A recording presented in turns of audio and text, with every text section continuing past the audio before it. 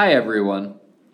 This video explains why the chunking method works.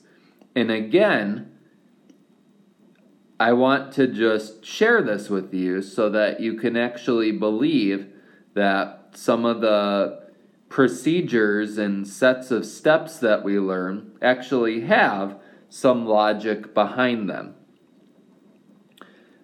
The way the chunking method works, we're going to use another vertical stretch of 12.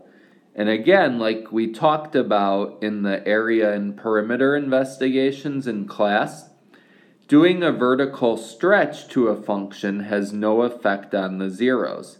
So in order to get ourselves a perfect square, what we're going to do is we're going to use the a value of 12, and we're going to do another vertical stretch of this function by 12. So if I want to just distribute that out, I'll see it's 144x squared plus 169x minus 48. Okay, so you're like, what's the big deal with this? We just made a bunch of bigger numbers and just made it a ton more complicated. Well, not exactly. If I look at 144x squared, I can just notice that that would be 12x quantity squared, because 12 squared is 144, and x squared is x squared. 169 is 13 times 12x. And then I have minus 48. Now, we notice, and this is going to be something that's going to be really important when we factor using quadratic forms for some higher degree polynomials. But notice, this is the exact same thing as x squared plus 13x minus 48. The only difference is instead of an x, we have a 12x. And again, if you were like, well, I don't understand why we multiply the a and the c value together. Why do I have to multiply the 12 times negative 4 and figure out factors of negative 48?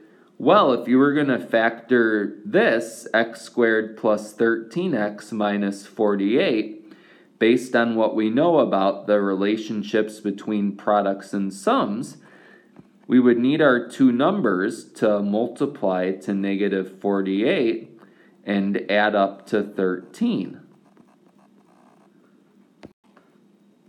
We know that the two numbers that work are positive 16 and negative 3. Okay, so x squared plus 13x minus 48 just factors into x plus 16, x minus 3, no sweat at all.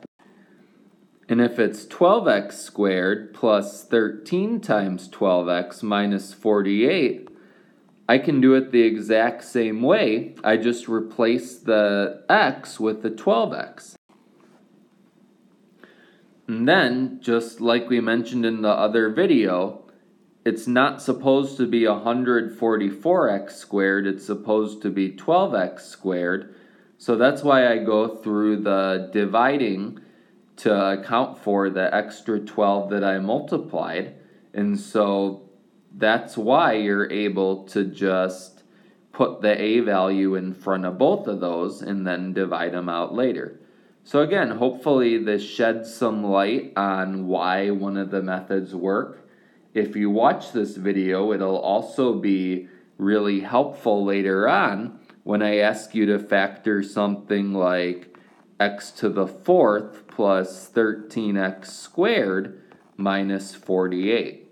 We use pretty much the exact same concept to do factoring with that one as well.